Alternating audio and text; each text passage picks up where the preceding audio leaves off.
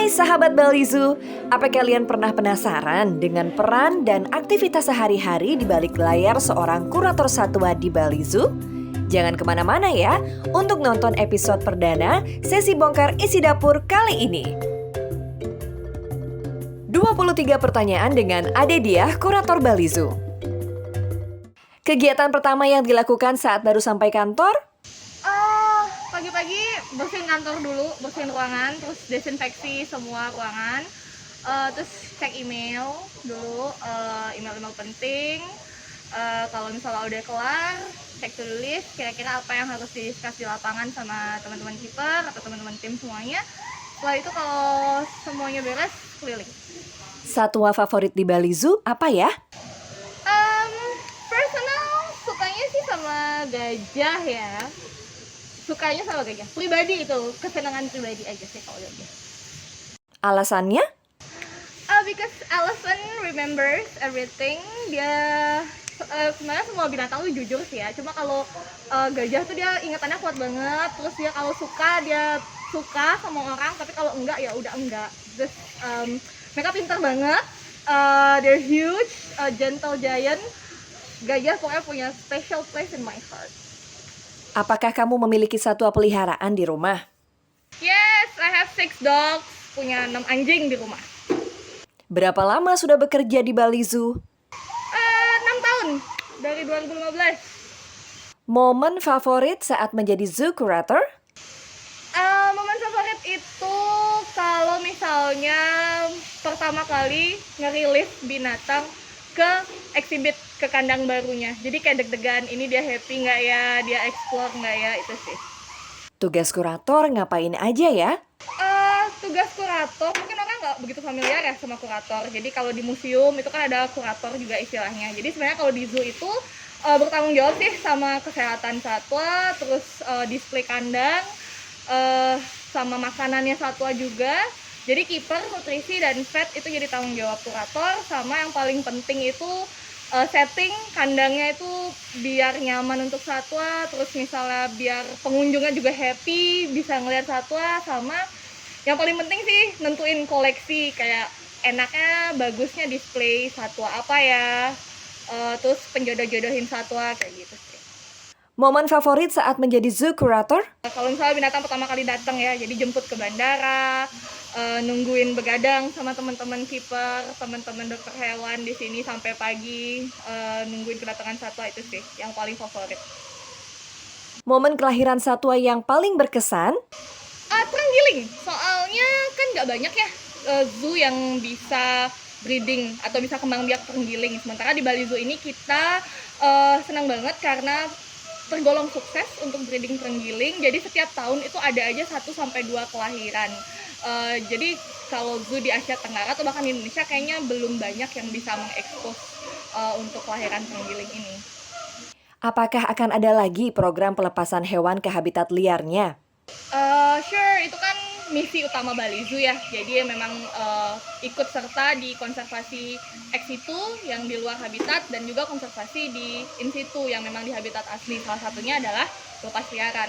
Kita sih pengen dan wajib kedepannya kita kontribusi lagi untuk lepas liaran di Owa Jawa seperti 2 tahun sebelumnya. Itu kita karena sukses juga Owa Jawanya breeding lagi. Semoga kedepannya bisa kita lepas liar, terus nanti mudah-mudahan bisa lepas liar terenggiling, karena itu kan satu yang benar-benar jadi concern banget di dunia karena sebagai the most illegally trafficked animal. Kalau tugas yang paling disukai, apa ya?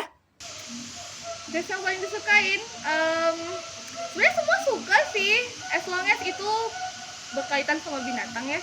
Yang paling disukai sih yaitu kalau misalnya binatang pertama kali kita lepas ke kandangnya dia yang baru, itu sih. Jadi excited aja tahu, oh ini loh rumah baru untuk mereka happy nggak ya, ini rumahnya jauh lebih baik dari sebelumnya, kayak gitu. Definisi zoo yang baik adalah? Zoo yang baik itu zoo yang tetap prioritasnya adalah kesejahteraan satwa ya, karena kan zoo itu lembaga konservasi. Tugas utamanya sudah pasti adalah konservasi, yaitu pelestarian satwa di dalamnya. Jadi yang zoo yang baik itu bisa seimbang. Kita ikut serta untuk pelestarian di zoo, kembang biak di zoo. Setelah itu kalau memungkinkan kita bisa kembalikan lagi ke habitat aslinya, tapi tentu itu perlu proses yang panjang, nggak bisa ujuk-ujuk cuma dilepas gitu aja, no, itu bukan proses rilis yang baik sih. Jadi zoo yang baik itu yang seimbang prosesnya antara in situ dan ex situ. Koleksi satwa di zoo itu kebanyakan datangnya dari mana ya, Kak?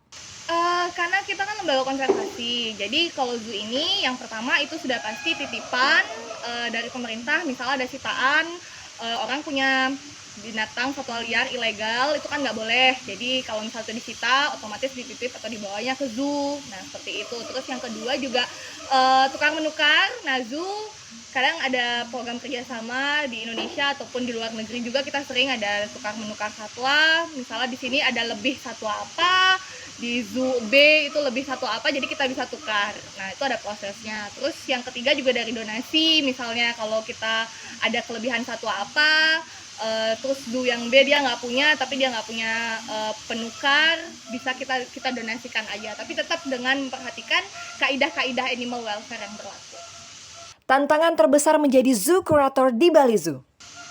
Tantangan terbesar ya, lebih ke mengedukasi orang sih ya. Kadang kan orang-orang kalau ke zoo binatangnya kelihatan sedih gitu, binatangnya itu sendiri, padahal kan ada beberapa satwa yang dia memang soliter, hidup sendiri, tapi orang ngelihatnya kasihan sendiri, dia sedih. Nah lebih ke itu sih, biar mengedukasi orang aja sih susahnya. Apa sih arti Bali Zoo untuk kamu? Bali Zoo tuh rumah kedua, terus benar-benar yang tidur 24 jam, jagain satwa sakit, satwa melahirkan, nungguin kedatangan satwa, full sama teman-teman keeper, dokter hewan, nutrisi, itu udah biasa banget namanya di sini. Jadi teman-teman konservasi, aku kan di tim konservasi, itu benar-benar udah kayak keluarga banget ya. Terus ini juga Bali Zoo ini benar-benar yang fleksibel, mau belajar terus, mau improve terus ke depannya. Jadi kan bisa dilihat, mungkin orang-orang yang dulu pernah ke zoo lihatnya kandangan masih yang kecil-kecil, terkurung, masih dalam kerangkeng, tapi sekarang kan udah semakin besar, semakin lebih baik, semakin menyerupai habitat asli. Jadi Bali Zoo itu rumah yang benar-benar fleksibel banget sih. Pencapaian terbesar menjadi zoo curator? Sebenarnya bukan personal pencapaian sih ya, cuma pencapaian terbesar. Jadi ini sih kayaknya, jadi harus mendatangkan beberapa satwa Afrika ke Bali Zoo, apalagi di masa pandemi kayak gini kan. Jadi koleksinya makin lengkap. Ini kerja tim sih, dan it's one of the best achievement juga selama kerja di Zoo. Bagaimana menyiasati dalam mengelola satwa saat pandemi? Wah, ini sih kayaknya pandemi ini kan efeknya global banget ya, kayak semua aspek itu kena dampaknya. Di zoo kan juga kita nggak bisa pungkiri kalau di zoo juga kena dampaknya. Nah ya, tapi tetap satwa itu prioritas di sini ya. Jadi kalau misalnya selama pandemi ini kita benar-benar nggak ada yang namanya pengurangan pakan buat satwa, itu kita sama sekali enggak. Kita tetap ngasih makan satwa itu berdasarkan body scoring. Jadi kalau misalnya kita rasa dia terlalu gemuk, kita kurangin makannya.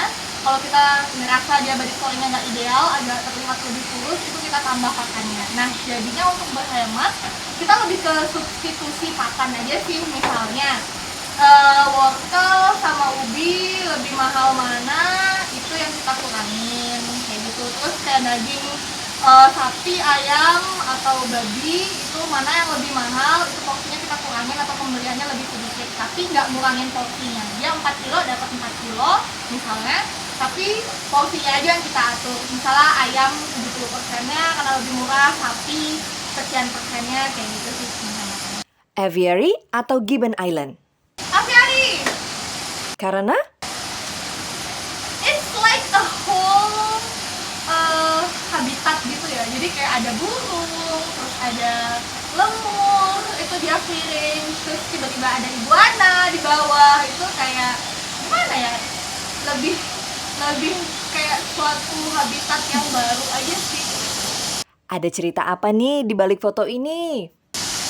Itu foto waktu lagi pelatihan. Nah, kita tim konservasi, jadi keeper, nutrisi sama dokter hewan kan kita dapat pelatihannya itu dari zoology training, pelatihan tentang perawatan satwa, manajemen satwa, cara untuk mengupgrade kandang, isi kandang, furniture, terus kesejahteraan satwa, konservasi kayak gitu.